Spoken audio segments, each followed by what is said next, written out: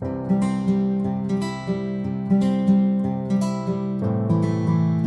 students, today we will study class 9 English 8th poem of the book Beehive, that is on killing a tree.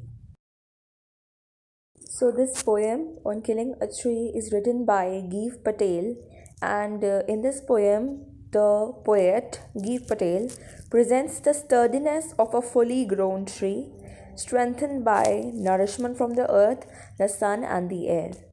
Okay तो इस poem में हमने ये पढ़ना है कि कैसे एक फुली ग्रोन ट्री अपनी स्टर्डनेस से स्ट्रेंथ से जो उसे अर्थ सन और एयर से मिलती है उससे अपने आप को एकदम मजबूत बनाए रखता है. So we have been given this poem in a few stanza, and the first stanza says that it takes much time to kill a tree. Not a simple jab of the knife will do it. It has grown slowly, consuming the earth, rising out of it, feeding upon its crust, absorbing years of sunlight, air, water, and out of its leprous hide, sprouting leaves. तो इस stanza में poet ने ये बताया है कि एक fully grown tree होता है उसकी जो ग्रोथ का प्रोसेस होता है वो बहुत स्लो और स्टेडी होता है. ओके, ट्रीज़ बहुत जल्दी बड़े नहीं हो जाते. It takes years and years for the tree to grow, to fully grow. It consumes the nutrients from the earth, the sunlight, the air and the water, and grows so strong that it cannot be killed easily. Okay, और tree अपने आप को nourish करते हैं from the nutrients in the soil, from the sunlight, from the air and from the water, और वो इतने strong हो जाते हैं कि उन्हें आसानी से मारा नहीं जा सकता. They can not be killed easily. So this stanza opens with the poet's statements that killing a tree is a long process which consumes a lot of time. एक सिंपल नाइफ से जैब करना ट्री को will not cause its death. यानी कि poet ने सांजा की starting में ये बोल दिया है कि एक फुली ग्रोन स्ट्रॉन्ग ट्री को मारने के लिए बहुत ज़्यादा टाइम, बहुत ज़्यादा एनर्जी, बहुत ज़्यादा स्ट्रेंथ चाहिए. सिंपली एक एक्स या नाइफ से उसको जैब करना will not cause it's death, क्योंकि ट्री ने अपने आप को नरिशमेंट दी है फ्रॉम द नेचर, जिससे कि वो ट्री बहुत ज़्यादा स्ट्रॉन्ग बन गया है और उस ट्री में सेल्फ हीलिंग पावर्स होती है. जो ट्री के ट्रंक की बाक होती है, the back of its trunk is discoloured like the skin of a person suffering from leprosy. Still new leaves and branches sprout from it. A first stanza की second last line, and out of its leprous hide. Leprous hide का मतलब है जो tree की जो skin है, यानी कि जो ट्री की जो बाक है वो एकदम डिस्कलर्ड है, एक डार्क ब्राउन से कलर की है, और उसकी स्किन को यहाँ पे, ट्री के बाक की स्किन को यहाँ पे एक ऐसे पर्सन की स्किन से कंपेयर किया गया है जिसको लेप्रोसी एक डिजीज़ हो. ओके, तो यानी कि उस ट्री की स्किन इतनी हार्ड है, इतनी डिसकलर्ड है, फिर भी still new leaves and branches sprout from it. यानी कि इतना डिसकलर्ड, इतना हार्ड, इतना रफ होने के बावजूद भी new branches, new leaves sprout from it, comes out from it. That means the tree has a lot of powers in it. It has self-healing powers. It has a power to grow itself and become so strong that it is difficult for anyone to kill it. The second stanza says that so hack and chop, but this alone won't do it. Not so much pain will do it. The bleeding bark will heal, and from close to the ground will rise curled green twigs, miniature boughs, which if unchecked will expand again to former size. यानी कि in this line poet says कि जो भी इंसान जो है वो trees को किल करने का सोच रहे हैं, यानी कि उनको काटने का सोच रहे हैं, उनको पोएट ये बता रहे हैं कि attacking tree or cutting off its trunk or branches cannot cause its death.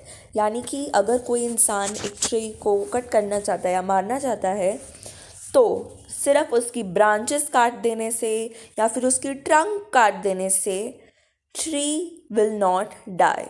The powerful blows of the axe can only give pain and scars to the tree but not put an end to his life. यानी कि जो इंसान tree को काट रहा है he or she will definitely use an axe to cut the tree. तो वो axe से ट्री पे ज़रूर निशान आ सकते हैं. It can leave scars over there or it can cause pain to the tree. पर it will not put tree to an end of its life. The injured trunk with the sap oozing from its wounded bark will certainly heal with time. यानी कि अगर tree को half काट दिया जाए, ऊपर का पार्ट काट दिया जाए ट्री का, then the remaining below part will grow into a new tree, certainly with time. Even if the whole of the trunk is hacked, the stump close to the ground will sprout again and small green curled branches will appear. अगर half नहीं पूरा ही tree काट दिया जाए तब भी जो stump है यानी कि जो close to the ground tree बचा पड़ा है उसमें से भी स्मॉल ग्रीन कलर के curled branches will start appearing. They will sprout from there. These branches, if not hacked again, will grow till they attain the original size of the tree. और अगर जो स्टम्प में से वो छोटी छोटी green curl branches को भी काट नहीं दिया गया तो वो ब्रांचेस भी तब तक ग्रो करेंगी जब तक वो एक ट्री का ओरिजिनल साइज ना गेन कर ले. Okay, therefore hacking may harm a tree for some time, but the tree has the potential to heal itself and regenerate. Hacking means to cut down the tree. Tree को सिर्फ काट देने से tree will not die with that. Okay, क्योंकि tree has the potential, tree के पास ऐसी qualities हैं जिससे the tree can heal itself and get regenerated. That means hacking and chopping alone won't kill the tree. It's not enough. Let's look at the third stanza now.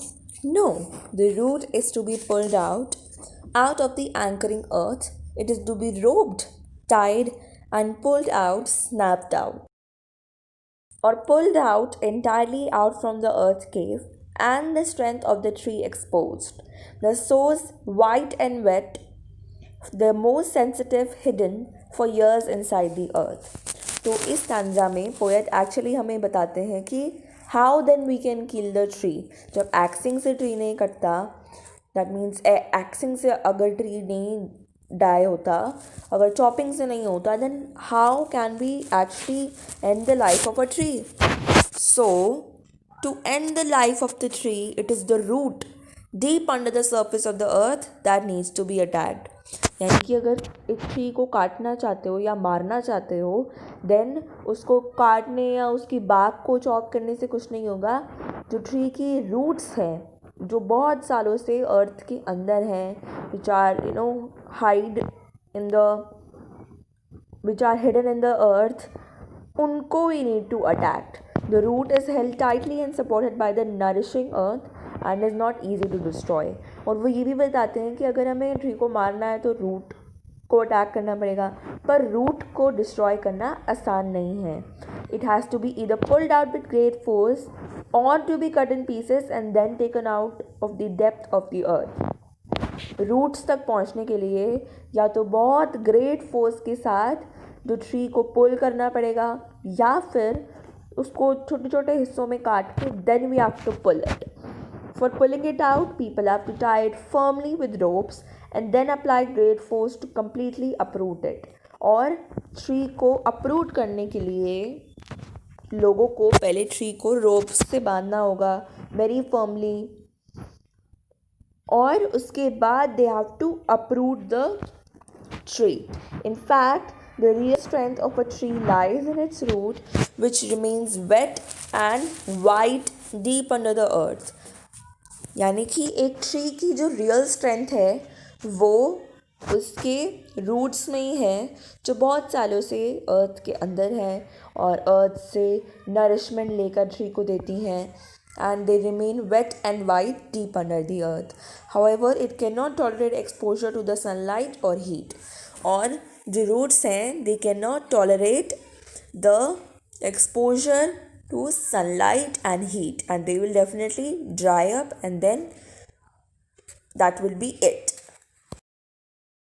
The fourth and the last paragraph says that then the matter of scorching and choking in sun and air, browning, hardening, twisting, withering, and then it is done. So the poet in the stanza describes कि कैसे एक uprooted tree ultimately dies. Okay, the scorching heat of the sun and exposure to the air smother the root of the tree. However, it does not die at once. Okay, it grows brown, फिर वो soft हो जाता है, then जो would होती है वो hard हो जाती है, and that harden root gets twisted and eventually it gets wither away, absolutely completing the process of tree's death. So that's how a tree dies. So that brings us to the end of this video and end of this chapter too. I hope you all understood this chapter very well. If you have any queries, suggestions, or questions to ask, you can ask them in the comment box below.